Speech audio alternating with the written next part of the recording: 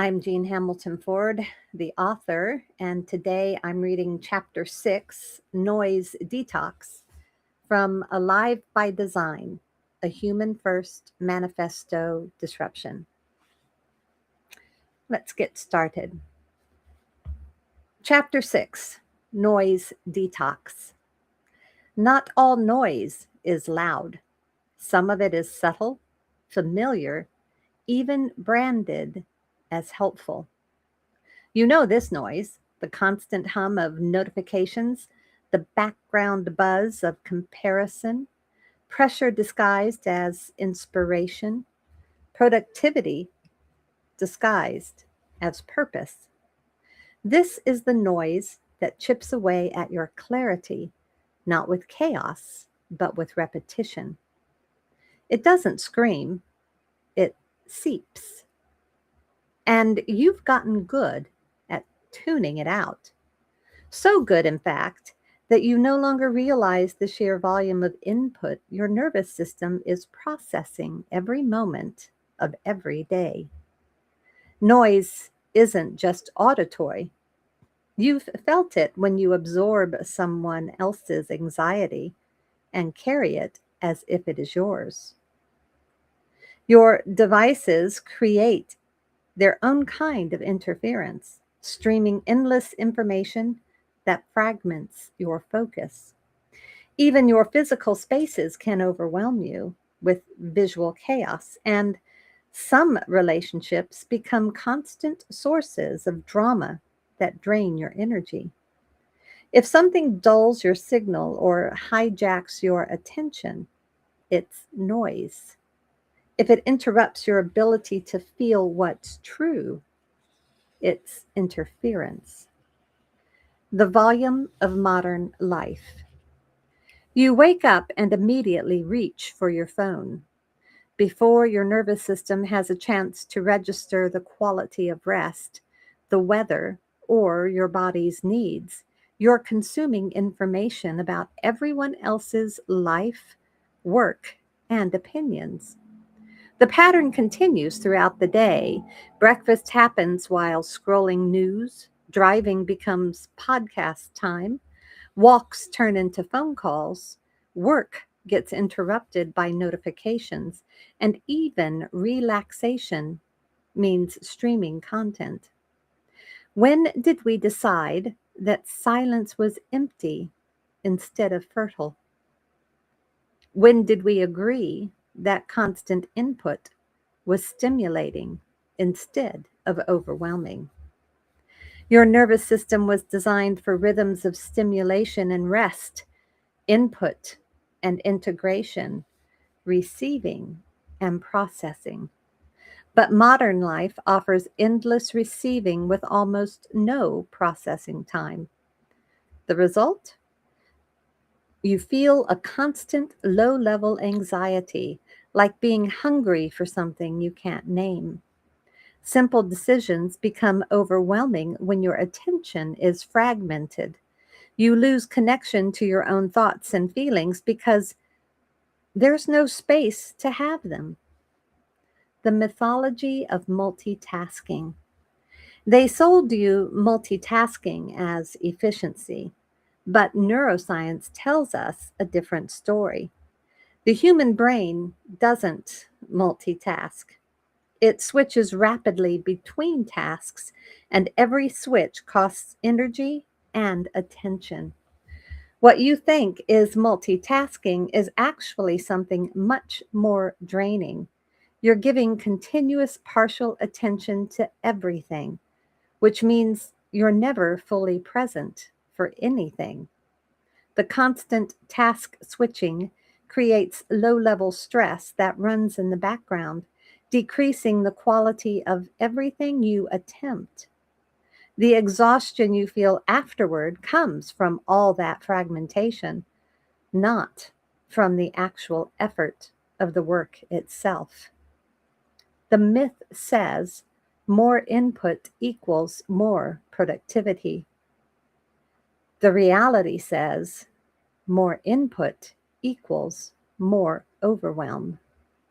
You've been trying to drink from a fire hose and wondering why you're still thirsty. Digital noise and the attention economy. Here's what I know about the digital attention economy: it profits from your distraction. Apps are designed to capture and hold your attention, while notifications interrupt your focus by design. Platforms get optimized to keep you scrolling, clicking, and consuming rather than creating. Your attention has become a commodity, and like any commodity in high demand, it's being harvested efficiently. The hidden costs of digital noise run deeper than you might realize. Deep thinking becomes compromised when you're constantly expecting interruption. Like a muscle that's never used, your capacity for sustained attention atrophies from lack of practice. Silence starts feeling uncomfortable because you've developed an addiction to stimulation. Meanwhile, your own inner voice gets weaker as external voices grow louder, and creative work becomes nearly impossible because real creation requires sustained focus that's increasingly rare. The comparison trap. Social media noise isn't just about volume, it's about velocity. You're consuming snapshots of other people's lives, achievements, opinions, and performances at a speed your nervous system was never designed to handle. Here's the thing: your nervous system can't distinguish between real community and digital connection. When you scroll through hundreds of posts, your brain registers all those faces, voices, and stories as if they're people you actually know and need to keep track of. The result? You become overwhelmed trying to process relationships with thousands of people you've never met. You find yourself attempting to understand dynamics you're not actually part of and keeping up with conversations that don't include you.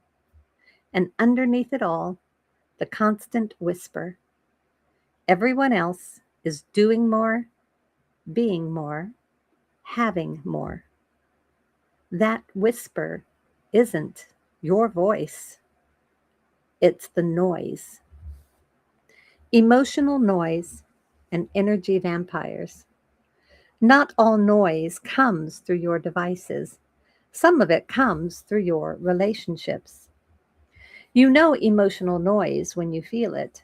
Maybe it's that friend who wants to vent about the same problems but never wants solutions. Or the colleague whose stress seems to fill every room they enter, leaving you carrying tension that isn't even yours.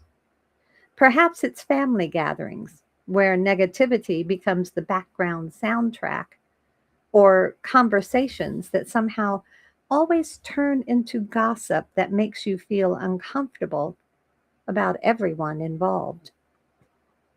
You leave these interactions feeling drained instead of nourished, wondering what happened to your energy.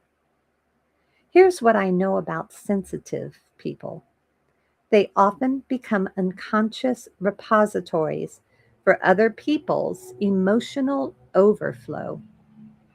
Maybe you absorb tension from stressed colleagues or take on worry from anxious family members. Perhaps you carry concern for friends who are struggling and feel responsible for managing other people's emotions instead of your own. This isn't empathy. This is energetic overwhelm. Real empathy includes boundaries. It feels for others without becoming them. It offers support without sacrificing your own nervous system regulation. The sacred practice of silence. Let's pause the scroll. Let's ask what it would mean to move without music filling every moment, or work without trying to juggle multiple tasks at once. What if you could sit in silence that doesn't ask you to fix anything? Imagine driving without podcasts, providing constant commentary, walking without phone calls filling the space, or eating without entertainment distracting you from the actual experience of nourishment. This isn't about deprivation. This is about restoration. In silence, you remember what your own thoughts sound like and reconnect with your natural rhythm. Peace reveals itself when it's not interrupted every 30 seconds, and you begin to rediscover what that actually feels like. Silence is not empty space waiting to be filled. Silence is full space where your own wisdom can finally be heard. The detox process. You don't need another productivity hack. You need signal clarity. Start with simple awareness. For the first week, just notice the volume of input you're consuming without trying to change anything yet. Pay attention to those moments when you automatically reach for your phone, or notice the sheer number of notifications demanding your attention throughout the day. Let your oh, pardon me. That one snuck up on me. Let me get a drink.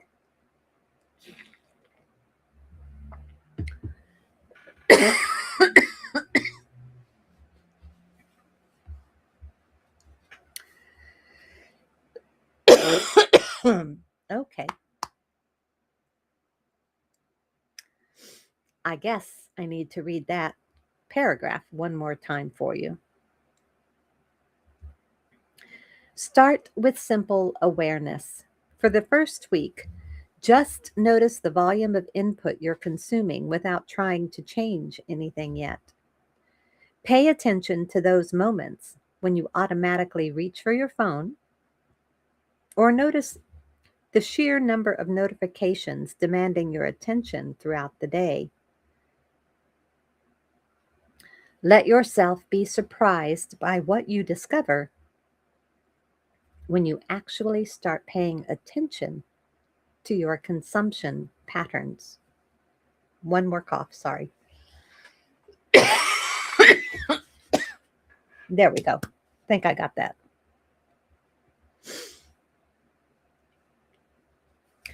Okay, the second week is about creating boundaries. Begin establishing specific times and spaces that are noise free. Turn off notifications that aren't truly essential. Create phone free zones in your home and practice short periods of complete silence. Start small, even 5 minutes makes a difference. Week 3 focuses on conscious curation. Audit your inputs with fresh eyes. Unfollow accounts that create anxiety or comparison instead of genuine value. Unsubscribe from content that doesn't actually serve your growth. Choose quality over quantity in everything you consume. By the fourth week, you'll start noticing the difference in your nervous system, creativity, and decision making capacity. Use what you've learned to adjust your boundaries based on your optimal input levels rather than what everyone else seems to be doing. Information hygiene. Just as you practice physical hygiene for your body's health, you can practice information hygiene for your mind's clarity. Daily practices.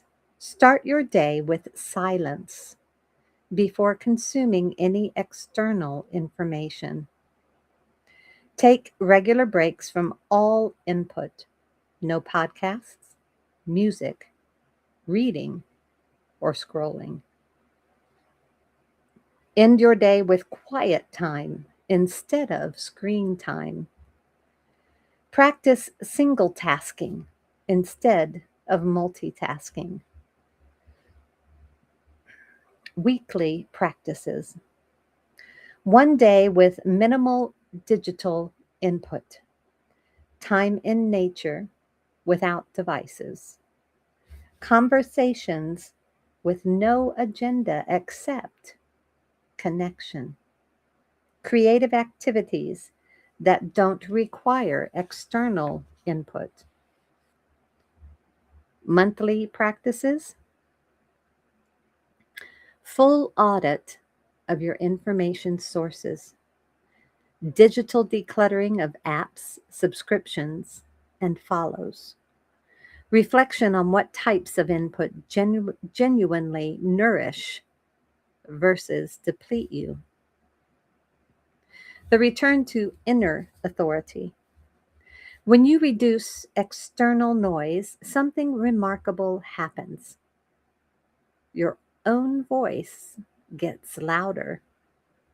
Not louder in volume, but clearer in signal. It's like when you finally turn off a noisy air conditioner you didn't realize was running.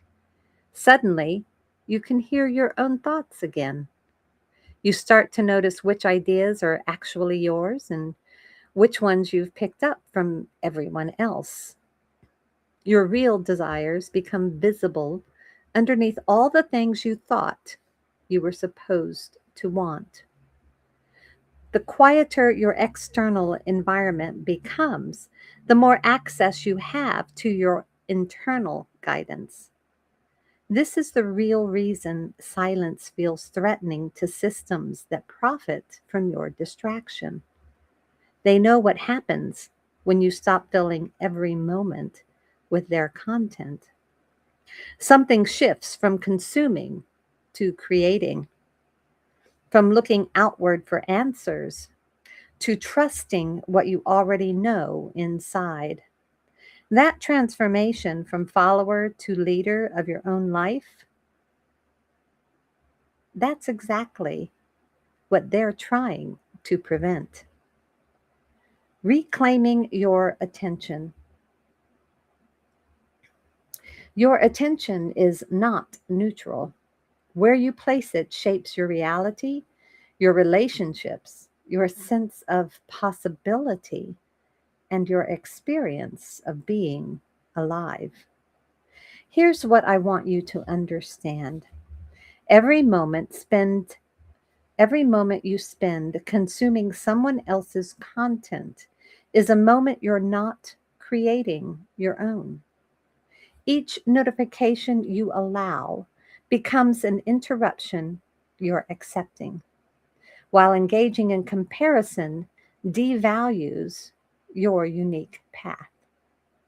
When you reclaim your attention, everything changes. Your thinking becomes clearer because it's not constantly fragmented by interruptions. Creativity flows more freely because it finally has space to emerge and breathe.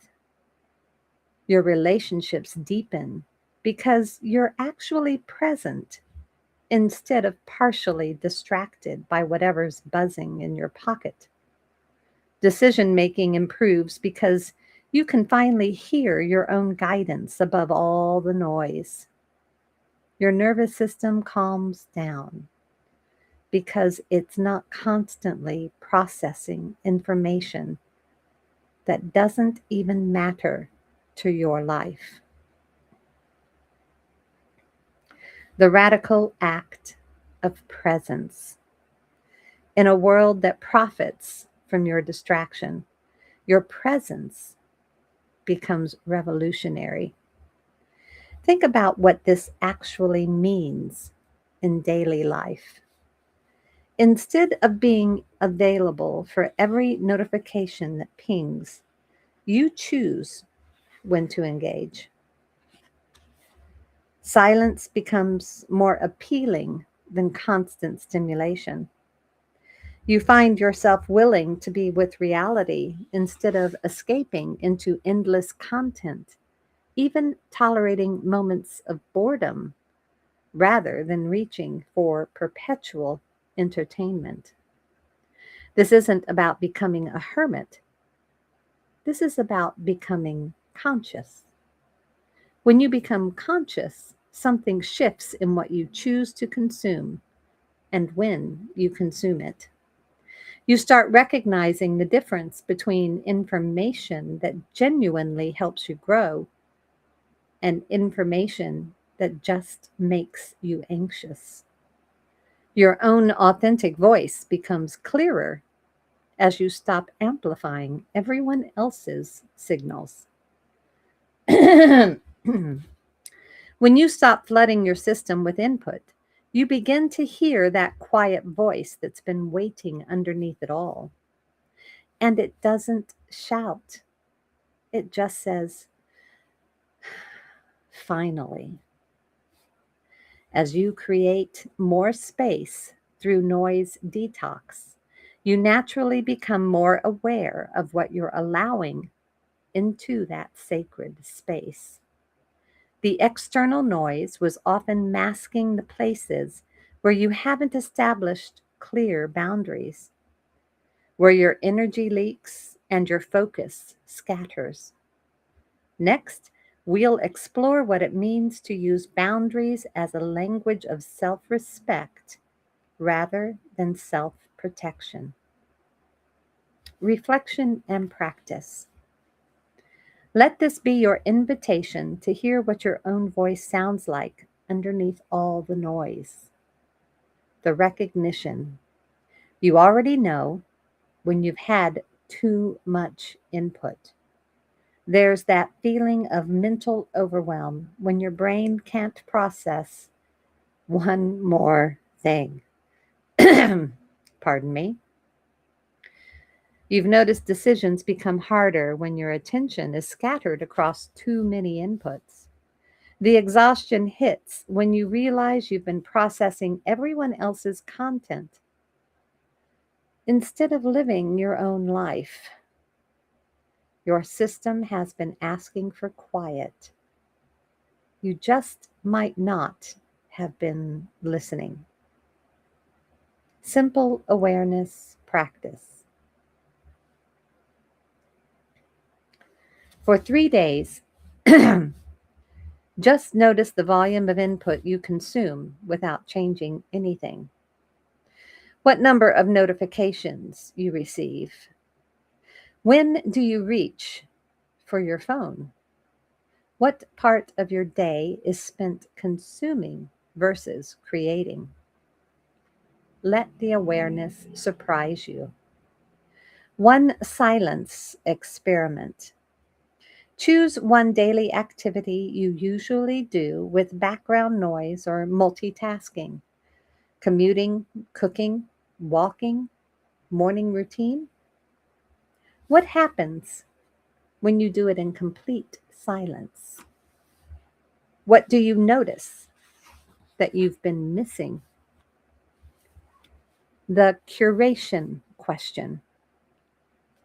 As you consume any content this week, social media, news, podcasts, conversations, ask, is this feeding my growth or feeding my anxiety? Is this inspiring action or creating overwhelm? Let that guide what stays and what goes. For the beautifully overstimulated, if silence feels uncomfortable at first, That's normal. Your nervous system has become accustomed to constant input. Start with short periods and gradually increase. The discomfort isn't a sign something's wrong, it's a sign you're remembering what peace feels like. Silence isn't empty, it's where your wisdom lies. And with that, thank you very much for being with me. The next time I read, it will begin with part 2 of the book, Alive by Design, A Human First Disruption Manifesto. And I will see you then. Thanks so much. Bye for now.